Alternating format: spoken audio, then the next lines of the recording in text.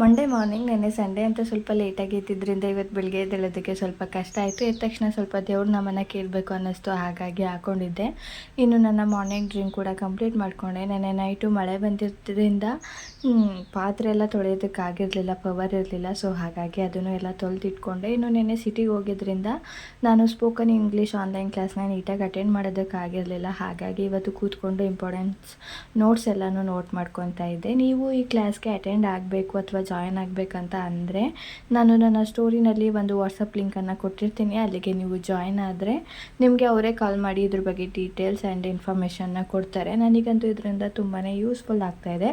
Present ಅನ್ನೋದಕ್ಕಿಂತ ಹೆಚ್ಚಾಗಿ ಫ್ಯೂಚರ್ಗೆ ನನ್ನ ಮಗನ ಎಜುಕೇಷನ್ಗೂ ಕೂಡ ತುಂಬಾ ಹೆಲ್ಪ್ ಆಗುತ್ತೆ. ಹಾಗಾಗಿ ನಾನು ಈ ಒಂದು ಆನ್ಲೈನ್ ಕ್ಲಾಸ್ನ ಜಾಯಿನ್ ಆಗಿದ್ದೀನಿ. ಸೊ ಇವತ್ತು ತಿಂಡಿಗೆ ಬಂದು ನಾನು ಸ್ವಲ್ಪ ವೆಜಿಟೇಬಲ್ಸ್ ಪಲಾವ್ನ ಮಾಡ್ಕೊಂಡಿದ್ದೆ. ಜಾಸ್ತಿ ವೆಜ್ಜಿಸ್ ಇರಲಿಲ್ಲ.